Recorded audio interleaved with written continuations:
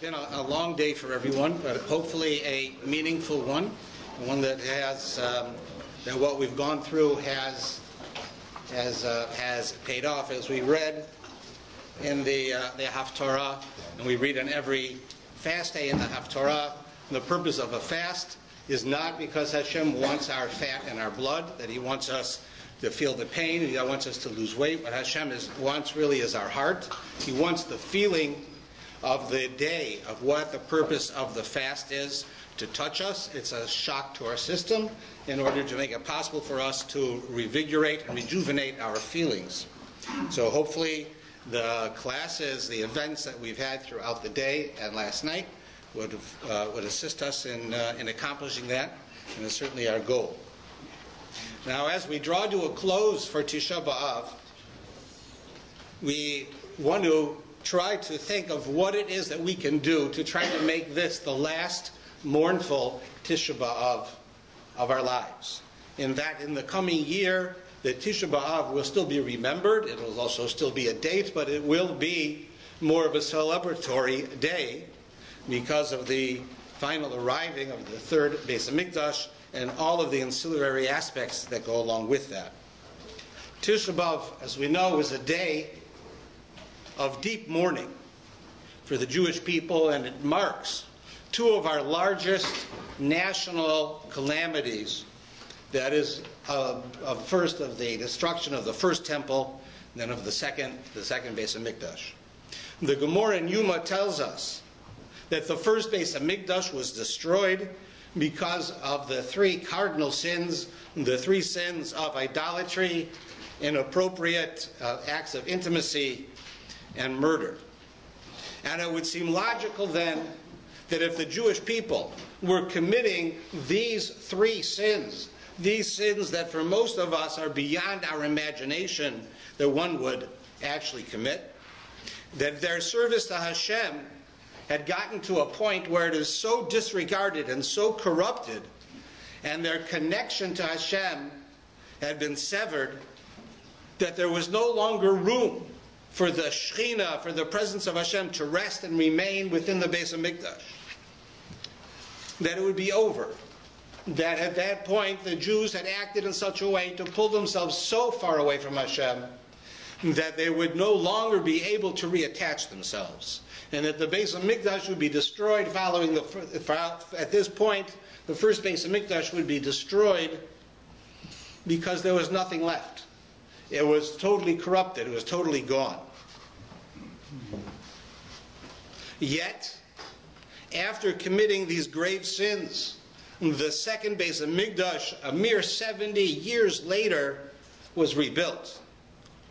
In contrast to this, the second Beis HaMikdash was destroyed by the Romans in 70 CE, and yet, here we are in 2013, still waiting, and still longing, and still fasting for the third Beis HaMikdash to be built.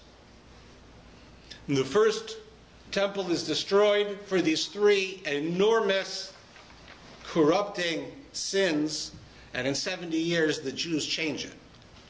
And here, the second Beis HaMikdash is destroyed, and here we stand over 2,000 years later in the exact same situation as we were on the first day.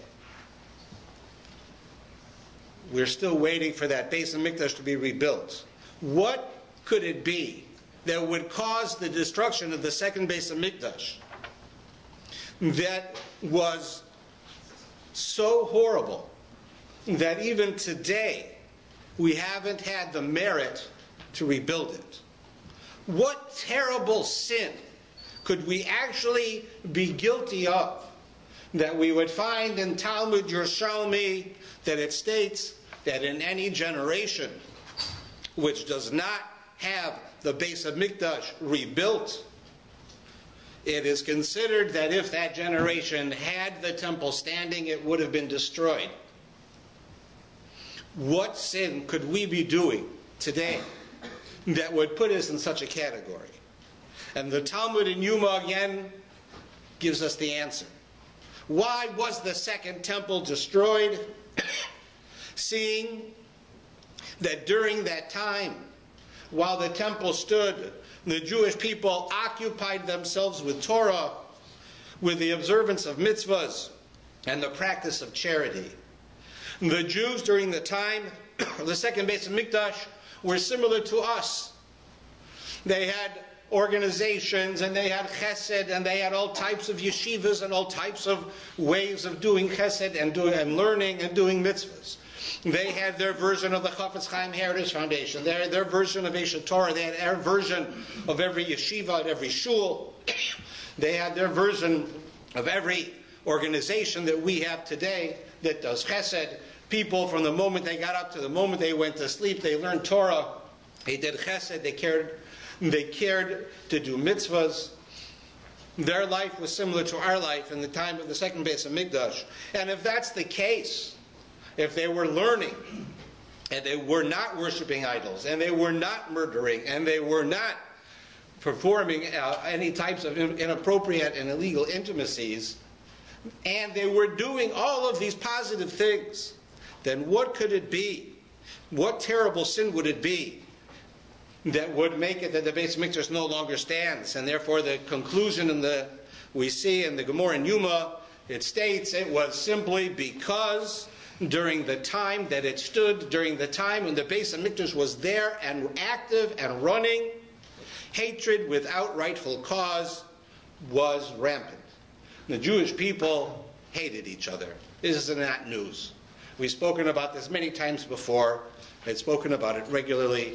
The cause of the destruction of the Second Temple, and the cause that you and I are here right now, that we fasted today, that we went through all of the problems of the last 3 weeks, that everything that we have experienced is because the Jews then, and still going through today, the Jews hate each other, and they fight with each other, and they don't respect each other. And here the Gemara is drawing a direct correlation that as significant and important as we know to murder someone for illicit sexual intimacies or for idol worship are such enormous sins, the Gemara is equating it to the sin of sinas chinam. That hating our brothers and hating each other and fighting with each other is equal to these 3 sins. The Talmud seems to be telling us that the national service of our nation to Hashem had greatly improved during the times of the Second Temple. The Jewish people were learning Torah and they were doing mitzvahs, and they were meticulous in their relationship with Hashem. They seemed to have corrected the downfall that was the destruction of the first temple. And yet, it wasn't enough to keep the second Beis Hamikdash standing. It was what the Talmud refers to as sinas chinam. They call that hate without reason or cause, and their lack of respect and acceptance of others that caused the complete destruction of the Beis Hamikdash. Let us first take a look at what this means when we talk about the words sinas chinam, hatred for no reason. That would come to tell us that if we have a reason, it might not be nice to hate someone, but that's not what destroyed the temple. So let us understand what the Talmud is referring to when it speaks about sinas chinam. What does that mean? Free hatred. Hatred without a reason. And we can understand by a simple study of halakha and the laws of ben adam l'chavero, the laws of interpersonal relations, that there is a time when you should hate someone. And the hatred in of itself is not always forbidden. And when is it allowed?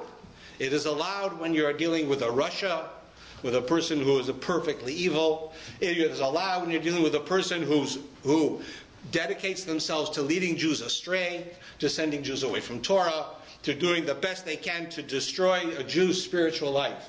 Such a person, or such of these people, it is a mitzvah in halakha to hate them. That is what we were referring to, because the opposite is anyone who it is not a mitzvah to hate. Anyone else that does not fit into that category is sinas chinam, is hating for no reason, because we are hating without the benefit of halakha. And therefore, any hatred, any disrespect, any actions against another person, our acts of jealousy, our vengeance, revenge, all of these actions are sinus chinam. We have to come to terms with the fact that most of us, myself included, have probably never met a person who would qualify that we should hate them. And therefore, the idea of sinus chinam, of this free hatred, hatred for no reason, to us, to put it in plain terms, it means to hate. The word chinam, in our case, is extra. It's superfluous. We don't need it. When we hate, dislike, disrespect, or treat badly another Jew, that is sinus chinam. We just don't have to say the word chinam, because few of us, if any, have ever met someone that it is actually a mitzvah that we would hate such a person. It was what the Talmud refers to as sinus chinam, hate without reason or cause, lack of respect and acceptance, that caused the destruction of the Beis Hamikdash. They, the Jews at that time, were working to enhance and perfect their perfect relationship with the Almighty, with Hashem, but they ignored working on their relationship with each other, with their spouses, with their children, with their friends, with their community members. They appeared to the people in the times of the Second Temple that you could be a tzaddik, be a person that is very close to Hashem, that has perfection in what it means to be a Jew, and have no relationship with people. The problem is, in many cases, we feel the same. When we speak about being an observant Jew, we speak about keeping Shabbos. We speak about keeping kosher. We speak about mitzvahs that, for the most part, are between our relationship with us and the Almighty. When we speak about a person being an observant Jew, the first thing that comes to mind is not necessarily that they're honest. It is not necessarily that they're kind. Not necessarily that they're tolerant and accepting. Not necessarily that they go out of their way to feel the pain of other people. But yet we are learning here that this is the foundation of what it means to be an observant Jew. And we stand here tonight because our definition has been incorrect. The Jewish people were under the influence of a colossal misunderstanding, a misunderstanding that for the most part we ourselves still subscribe to. They hadn't realized that one of the greatest ways to show love of Hashem is by loving one another and fulfilling the mitzvah of V'ahavta l'recha kamocha through the realization that each and every person is created in the image of Hashem b'tselem Elokim. We can relate to this a parable, an idea that I once heard. What if someone said to you, I love you, but I don't like your children. I love you, but your wife, I can't deal with. I love you, but your husband, he's a real pain. You would probably think to yourself, or you may even say, you may think that you love me, but you don't really love me, because you can't really love me and hate my children. It's not possible. They are part and parcel of who I am. You don't care for what I care for most deeply, and therefore, obviously, you don't know anything about me, and you don't know what love is. And you certainly don't feel it towards me. Loving a fellow human being, another child of Hashem, is showing that we love what He loves. We care for who He cares for. And is ultimately one of the greatest ways to demonstrate our love and our relationship to Hashem is by showing our love for His children. For you can't love the Father and hate the children. On the Shabbos that we just celebrated before Tisha B'Av, known as Shabbos Chazon, we read from Yeshaya, "Why do I need your numerous sacrifices? I am filled with your offerings. The blood of the bulls and the sheep and the goats I do not desire," says Hashem. "Bring your worthless meal offerings no longer, It is an incense of abomination to me. My soul, says Hashem, detests your new moons and your appointed times. When you spread your hands in prayer, I will hide my eyes from you, says Hashem. Even if you were to intensify your prayers, I will not listen. Your hands are covered with blood. Wash yourselves, says the Navi. Purify yourselves. Remove the evil of your deeds from before my eyes and stop doing evil. Learn to do good. Seek justice. Vindicate the victim. Render justice to the orphan. Take up the case of the widow. Such a powerful rebuke we find in that Haftorah. Hashem is telling the people He doesn't want their sacrifices. He doesn't want their prayers because they're worthless unless there's harmony between His children. And until His children can look out for one another and care for one another's well-being, Hashem can't find His place among us. You can't invite the Father to your house if the children are not welcome. He can't find rest with a restless nation, and He won't find peace among a peaceless people. Every month, when we bless the new moon in Birkas HaChodesh, there's a short paragraph that I always found troubling and a bit odd. Let me read it to you. We say it all the time. Mi sha'asa nisim lavosenu he, who did miracles for our forefathers. Ugalosam me'avdus licheros, and He redeems them from slavery to freedom. Hu yigalo sanu bikarov. He should redeem us quickly. V'yikabetz nidchenu mi'arba kanfos haaretz, and He should gather together all of us in the land of Israel from the four corners of the earth. Chaverim kol Yisrael, all of the Jewish people are friends. V'no maramim. Such an odd statement. Listen again. Here we say to Hashem, you who did miracles for our forefathers. I'll paraphrase. You, Hashem, you did so many miracles for our forefathers. But you redeemed them from slavery to freedom. And you should please do miracles for us. You should reveal us. You should redeem us quickly. You should gather us together in the four corners of the world to Israel. And then it says, Chaverim kol Yisrael. All Jews are friends. What is it? How does it fit? Well, it fits very well.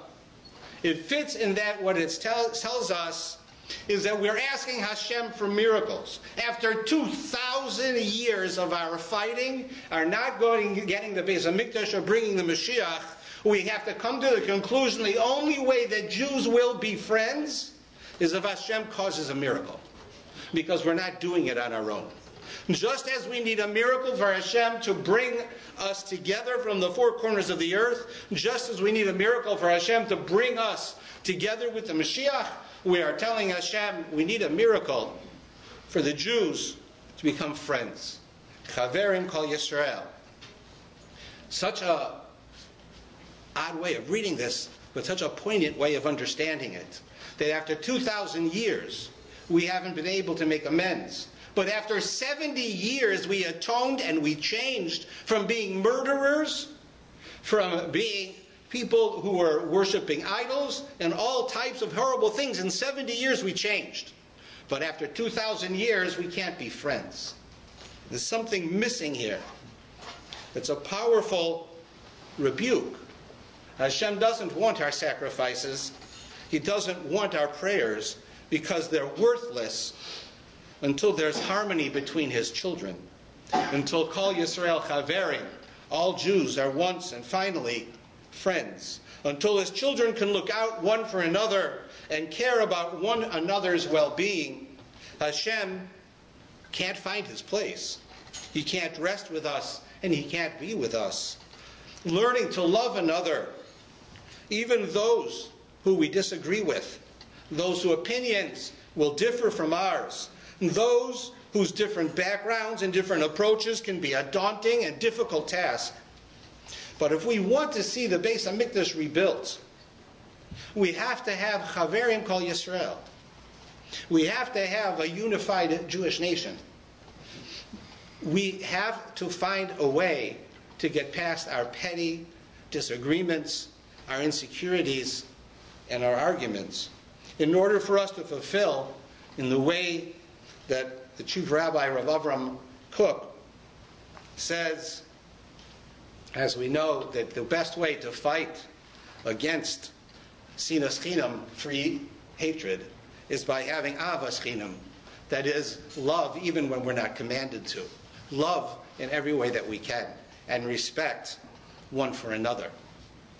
Now, sure, you expect me to say this. I say it all the time.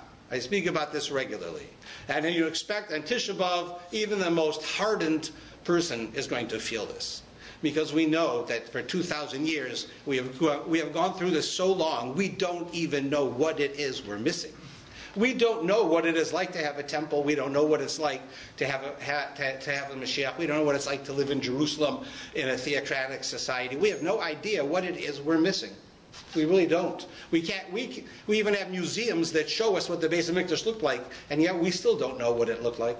We don't know what it was like. We don't know what we're missing. We've been away from home so long, we forgot what home is. It's a problem that we have to deal with. And it doesn't start on a global basis. It starts on a local basis. It starts on a personal basis. And that's really where we have to do things. We have to look within ourselves. And we have to tell ourselves that the next time I come into contact with someone, let me think about how they are handling the situation. Let me think about their feelings in this situation. Let me think about what's on their mind and what's bothering them in this situation, rather than always thinking about what's good for me and what I need. Because when we ultimately can come to the point where we think of the other, how the other feels, how the other acts, the loneliness that people are experiencing, the pains that people are experiencing. And I can tell you from my office, I can't say it's a pleasure, but I find it very worthwhile that I'm able to help anyone. But that people come to me with problems, I can tell you that the problems that people, and the pain that people are feeling today is enormous. There is everything from men who've worked their entire lives to support their families who are penniless, from people who've worked on their marriages that are not working, whose children who are ill, whose parents who are ill. You can name any area of illness, of sickness, of trouble, of pain, of financial ruin that you can imagine. It is happening. And we have to feel for that. When somebody is not necessarily acting in the way that we think they should act, let us think why that might be. We have to realize that each one of us is not so important that the other person is always striking out against us because they don't like us. It's very often because there's a problem that's going on in their life. And if we could be more understanding on a personal level, and more accepting and more tolerant on a personal level, then we can become a small group that is different. And then our small group can become a larger group. And eventually we can make a difference. But the first person we need to work on is ourselves.